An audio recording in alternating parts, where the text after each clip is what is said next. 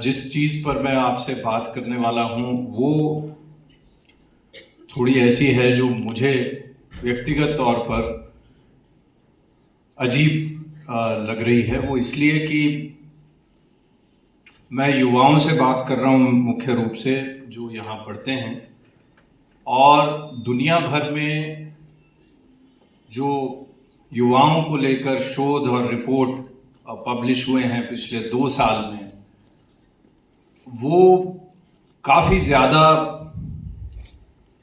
परेशान करने वाले शोध हैं, परेशान करने वाली रिपोर्ट्स हैं। भारत में, हिमाचल में और पूरी दुनिया में जो ग्लोबल यूथ के भी आंकड़े हैं, वो हम एक हिस्सा उसका सुनते हैं जिसमें ये है कि सबसे ज़्यादा जनसंख्या हमारे देश में युवा है। हम दुनिया के सबसे युवा राष्ट्र हैं और पूरी दुनिया में भी जो युवाओं का प्रतिशत है जनसंख्या में, वो कमोबेश बहुत अच्छा है। हालांकि कुछ मुल्क ऐसे हैं दुनिया में जो बहुत उम्र बढ़ रही है, जहाँ पे एवरेज एज ज़्यादा है। लेकिन दिक्कत की बात यह है कि most of the youth feel alienated and depressed. तो जो अवसाद है, आशंकाएं हैं, चिंताएं हैं, ये युवाओं में बहुत ज़्यादा देखने में आ रही है, जो कि होती नहीं युवाओं में। ये बड़ी उम्र के लोगों की बीमारियां हुआ करती थीं, लेकिन अब 30 साल से कम उम्र के लोग हाइपरटेंशन के शिकार हैं बहुत ज़्यादा। 30 बरस से कम उम्र के लोग टाइप 2 डायबिटीज़ के शिकार हैं दुनिया में बहुत ज़्यादा, और नई नई किस्म की बीमारियां और दिक्कतें युवाओं को लेकर दुनिया भर में सामने आ रही हैं। और बहुत हद तक उसमें टेक्नोलॉजी का रोल है। हम रहते तो हैं दुनिया के सबसे ज़्यादा कनेक्टेड समय में। ये समय मानव इतिहास में पहली बार आया है कि 24/7 पूरी दुनिया से कोई भी व्यक्ति कहीं पे भी रहकर जुड़ा हुआ है। लेकिन ये समय भी पहली बार ही आया है कि इतने ज़्यादा जुड़ाव के बावजूद सबसे ज़्यादा अकेलापन दुनिया में अब महसूस किया जा रहा है। तो मैं कुल मिलाकर इस चीज़ पर बात आपसे करना चाहूँगा। ये हैरान करने वाली बात है कि युवाओं में ये भावना बहुत ज़्यादा बढ़ रही है, और आमतौर पर युवा जो हैं वो अपने आप को अकेला, गुम, परेशान और तनावग्रस्त महसूस करते हैं। आप कितने समय ऐसा महसूस करते हैं ये मैं नहीं जानता, लेकिन जैसा मैंने कहा कि दुनिया भर की जो रिसर्च है, जो शोध है, जो रिपोर्ट्स हैं, जो बहुत एक्सपर्ट एजेंसीज के द्वारा तैयार की गई हैं, जिसमें सैम्पलिंग बहुत अच्छे तरीके से की जाती है और एनालिसिस बहुत अच्छे तरीके से किया जाता है, वो इस तरफ इशारा करती हैं कि हमारा युवा जो है दुनिया भर में और हिंदुस्तान में भी और हिमाचल में भी अपने आप को दूसरों से अलग महसूस कर रहा है। और जैसा मैंने कहा, ये ऐसे समय में है जब हम सबसे ज़्यादा इंटरनेशनली, ग्लोबली कनेक्टेड दुनिया में रहते हैं। तो पहली चीज़ जो इस को लेकर मैं आपसे कहना चाहता हूं वो ये है कि क्या हम ये महसूस करते हैं कि हम भाग्यशाली हैं? आप तो सब विज्ञान के विद्यार्थी हैं। आप ऐसे विश्वविद्यालय में पढ़ते हैं जहां मूल रूप में विज्ञान की पढ़ाई होती है। दुनिया में जितने भी प्रजातियां आज तक हुई हैं उनके 99.9% जो हैं वो एक्सटिंक्ट हो चुके हैं।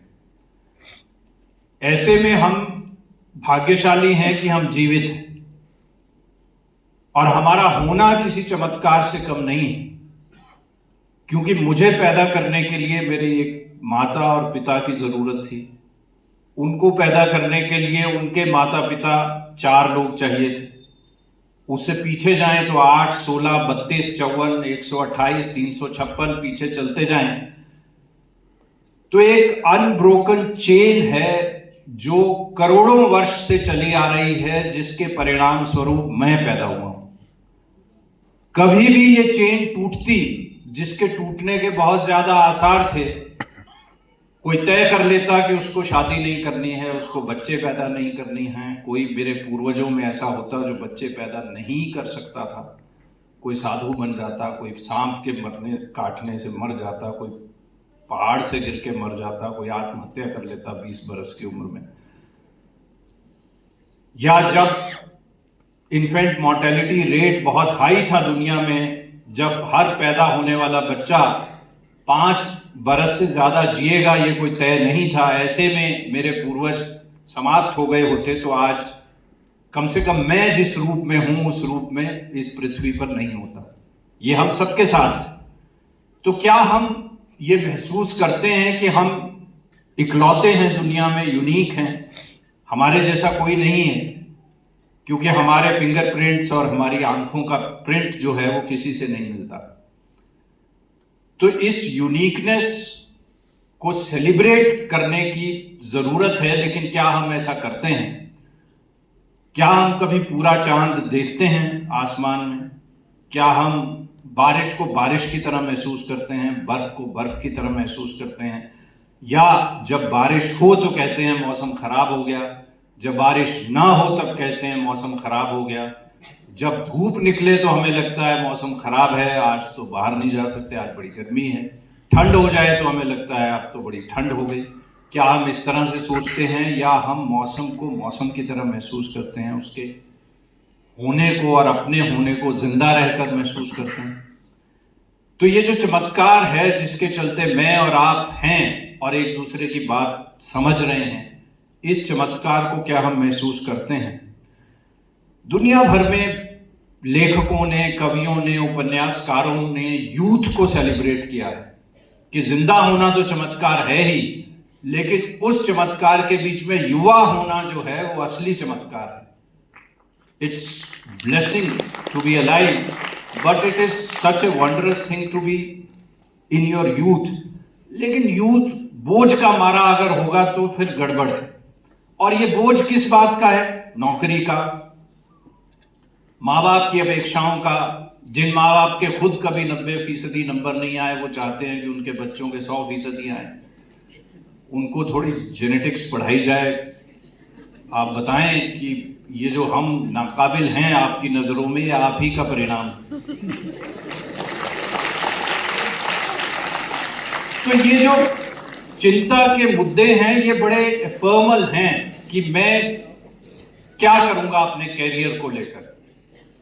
अगर आप अपने कैरियर, अपनी जॉब, अपनी जिंदगी के आने वाले वक्त को लेकर तयशुदा नहीं है कि मुझे यही करना है, तो ये कोई बड़ी हैरान करने वाली बात नहीं है। ऐसा ही होता है, हमेशा से ही ऐसा था कि युवा जो है उसका मन शायद एक चीज पर नहीं होता। वो दिक्कत नहीं है। दिक्कत यह है कि जो आप कर रहे हैं उसको अच्छे से ना करें।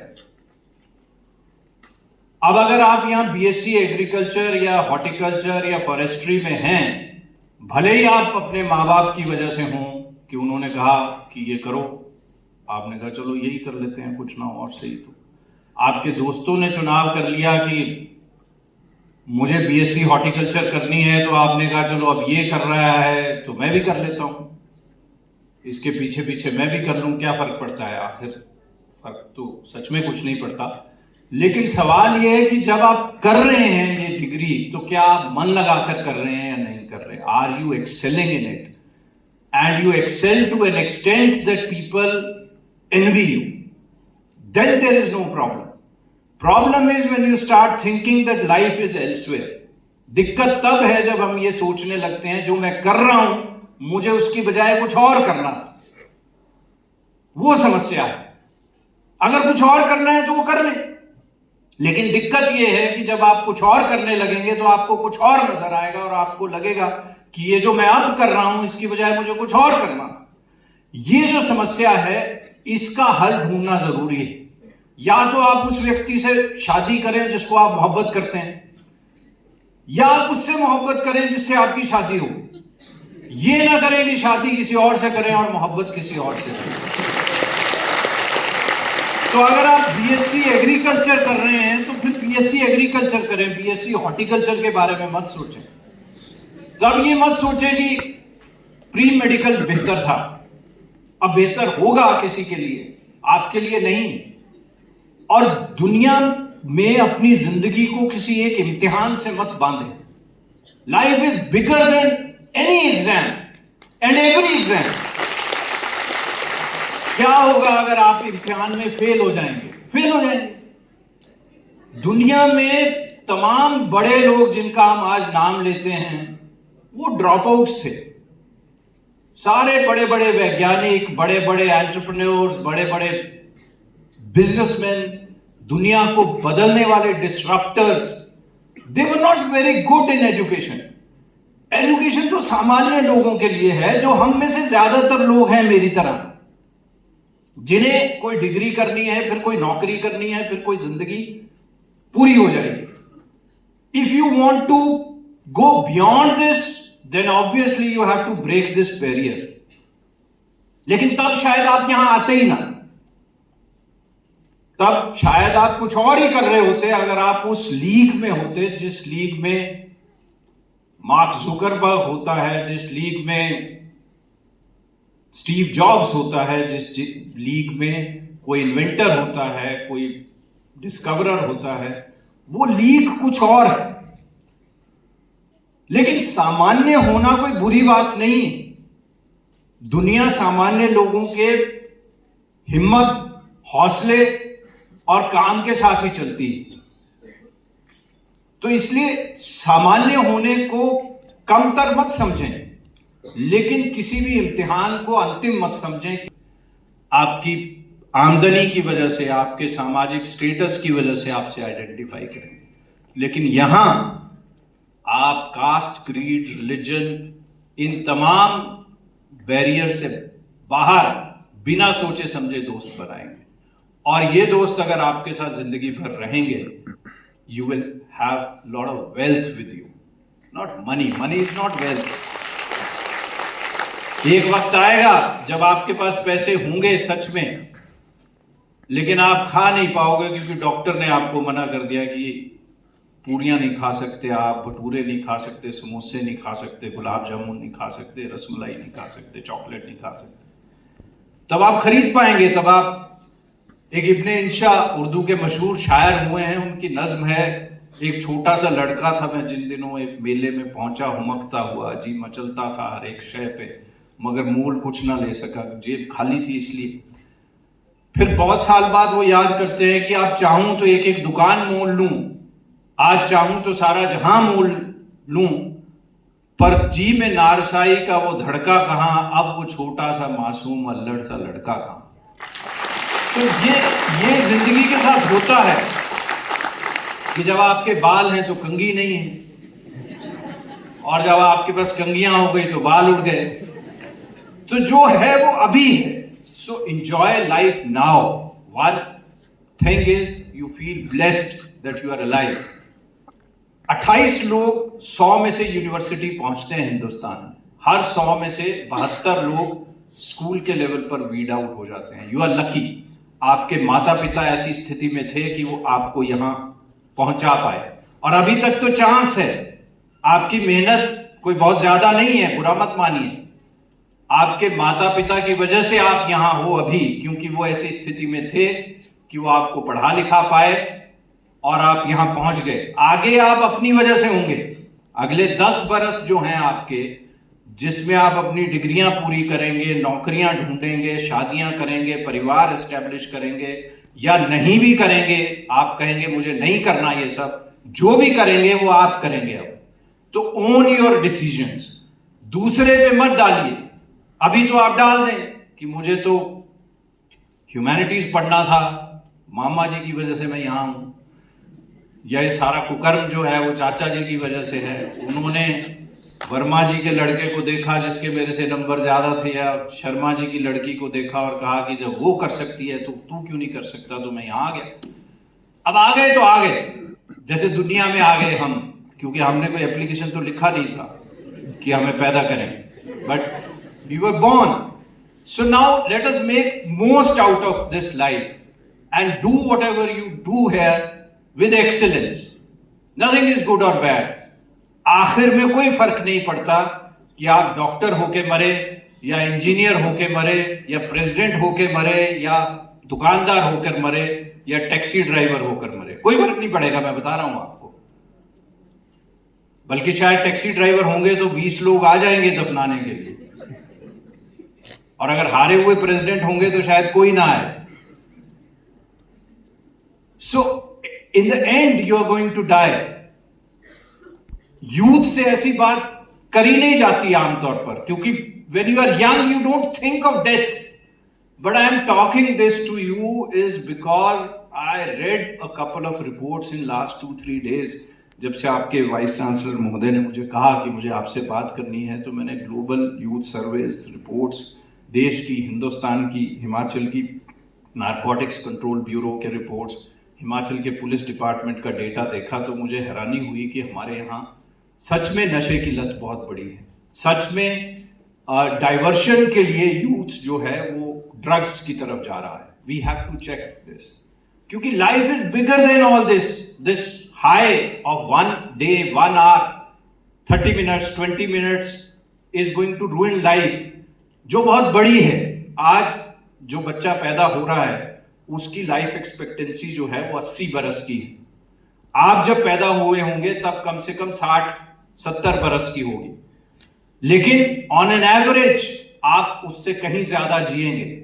मैं जिस साल में पैदा हुआ था, life expectancy was 49 years, average life expectancy in 1968-9 when I was born, it was 49 years. लेकिन मैं अभी 56 साल का हो रहा हूं। मेरी उम्र के लोग अपने आप को 80 बरस की उम्र तक जीता हुआ देख सकते हैं आराम से, जिस किस्म की मेडिकल साइंस आज की तारीख में है। उसके बाद भले ही कष्ट हो, रगड़ के मरे, वो अलग बात है, लेकिन कम से कम अभी you can look for 20 more years or 25 years more। But आपके सामने तो 80 साल की जिंदगी पड़ी है। उस 80 साल की जिंदगी को कुछ मिनट, कुछ घंटों के आनंद के लिए खराब मत करें, because as I said, life is bigger than all tensions, life is bigger than all problems, life is bigger than all failures. और ये एकेडमिक फेलियर तो आप भूल ही जाएंगे, मैं आपको बता रहा हूं, बल्कि आप मजे से याद करेंगे 10 साल बाद कि एक बार मैं फेल भी हुआ था, और आप उसको गर्व के साथ सुना सकते हैं, जैसे मैं सुनाता हूं, मैं भी फेल हुआ था, but that's story some other time. So before I conclude and then we can have discussions, one central theme that I want to share today is this only, कि जीवन जो है वो बहुत मुश्किल से मिलता है, मिला है हमें और अच्छा मिला है, तो हम इसका आनंद उठाएं, खुश रहें। और हैप्पीनेस जो है वो इनसाइड जॉब है। हैप्पीनेस इसमें नहीं आती कि भला उसकी कमीज मेरी कमीज से सफेद कैसे, उसके पास 10,000 का फोन है, मेरे पास 5,000 का फोन है, उसके जूते 8,000 के हैं, मेरे 800 रुपए के हैं। इसमें हैप्पीनेस नहीं है, क्योंकि जब आप 8,000 के जूते खरीदेंगे तो किसी के पास 10,000 के होंगे, और जब 10,000 के खरीदेंगे तो कोई चमत्कार 20,000 रुपए वाला सामने दिख जाएगा आपको, जो कहेगा कि मेरे जूते 20,000 के, पहनने तो पाँव में ही हैं और चलना जमीन पर ही, कोई बहुत ज्यादा फर्क नहीं पड़ेगा। हाँ, आप 20,000 रुपए कमाएं और 20,000 रुपए के जूते खरीदें, उसमें कोई बुरी बात नहीं है. You should earn money. Money is not bad. Earning money is also not bad. But जो है उसमें संतुष्ट रहना, that is happiness. Happiness is not कि दूसरे के पास क्या है, वो तो कभी खत्म नहीं होगा. ना मालूम अंबानी को किससे रश्क होता होगा, लेकिन किसी से तो जरूर होता होगा. ऐसा नहीं है. या इसी बात से दिक्कत रहती होगी कि कम ना हो जाए. मेरी रैंकिंग जो है अमीर आदमियों में आज पहली है, कल दूसरी हो गई तो ब्लड प्रेशर बढ़ गया. ऐसा भी हो सकता है, हमें नहीं मालूम क्योंकि हम तो उस हालत में नहीं हैं. लेकिन अच्छा है कि नहीं है, क्योंकि जितना है उसी में परेशान है, उस समय तो पता नहीं क्या होगा. तो पहली चीज ये है. दूसरी ये है कि मेहनत का कोई शॉर्टकट नहीं. आपको भले ही कोई कह दे कि हेरा फेरी है, पैसे देके नौकरियां मिलती हैं, भ्रष्टाचार है, होगा. लेकिन अंग्रेजी में कहावत है, वाटर फाइंड इट्स लेवल. अगर आप में क्षमता है तो आप अपने बराबर का काम ढूंढ ही लेंगे जो उससे बेहतर होगा, जो आप सोचते हैं कि अच्छा है. ये मैं आपको दावे के साथ कह सकता हूं, क्योंकि जिंदगी जो है वो बहुत सरप्राइजेस का खेल है, चांस का खेल है. कोई भी इम्तिहान इंटेलिजेंस का टेस्ट नहीं. वो बहुत सारे फैक्टर्स का कॉम्बिनेशन है जो उस दिन इकट्ठे होकर आपको कामयाबी दिला देते हैं. मेरे से बेहतर, मेरे से काबिल लोग उस इम्तिहान में ना पास हो सके जिसमें मैं पास हो गया, लेकिन that is not the test of their intelligence and my intelligence और comparative intelligence. Each one has unique talent. आप उसको देख सकते हैं और उसको कैपिटलाइज कर सकते हैं तो करिए. और एक चीज और इसके साथ मैं बता दूं कि सक्सेस बायस होता है हमेशा. हम केवल कामयाब लोगों को देखते हैं. जब सचिन तेंदुलकर, विराट कोहली कामयाब हो जाते हैं तब हमें दिखते हैं, और तब हम सोचते हैं ये रातों रात कैसे इतने कामयाब हो गए. वो रातों रात 30 साल लगाकर कामयाब हुए. आज मैं देखता हूं बहुत सारे बच्चे मुझे बताते हैं जिनसे मैं बात करता हूं कि हम YouTube इन्फ्लुएंसर बनना चाहते हैं क्योंकि उसमें बहुत पैसे मिलते हैं. लेकिन जिनको वो पैसे मिलते हैं, याद रखिए वो बहुत थोड़े लोग हैं, और वो भी कुछ मेहनत करते हैं तभी मिलते हैं. सक्सेस बायस जो है वो हमारे लिए बड़ी दिक्कत पैदा करता है, क्योंकि हम आमतौर पर कामयाबी को देखते हैं. हर कामयाब व्यक्ति के पीछे के जो सैकड़ों हजारों नाकामयाब एक्सपेरिमेंट्स हैं वो हमें दिखते नहीं. वो भी साथ ही होते हैं. 1 घंटा आप काम करने के लिए जाएंगे घर से जहां आप रहते होंगे, और 1.5 घंटा वापस आएंगे ट्रैफिक में, और 8 से 10 घंटे 12 घंटे काम करेंगे, तो आपको लगेगा क्या इसके लिए मैं पैदा हुआ था? क्या मेरा जन्म इस पृथ्वी पर करोड़ों सालों की सक्सेसफुल एंसेस्ट्री के बाद इसीलिए होना था कि मैं 8 से 8 किसी की नौकरी करूं? तो दो चीजों को डीलिंक करने की जरूरत है, मैं समझता हूं. वो ये है कि जिंदगी जो है वो बहुत बड़ी चीज है और बाकी तमाम चीजें उसके हिस्से हैं. अगर आप जिंदगी को संभाल लेंगे तो बाकी चीजें संभल जाएंगी. लेकिन हो ये रहा है कि हम जिंदगी को वर्चुअल वर्ल्ड में संभाल रहे हैं आजकल. हमारे फ्रेंड्स बहुत ज्यादा हैं, हमारे लाइक्स बहुत ज्यादा हैं, हमारे फॉलोअर्स बहुत ज्यादा हैं, लेकिन बीमार होने पर रात को 2 बजे किसी को फोन करना हो तो हमारे पास एक व्यक्ति अगर नहीं है तो जिंदगी में कुछ गड़बड़ है. और युवाओं के पास तो 100 लोग होते हैं. जैसे जैसे आपकी उम्र बढ़ेगी आप देखेंगे कि ऐसे लोगों की तादाद कम हो गई जिनसे आप मदद मांग सकते हैं.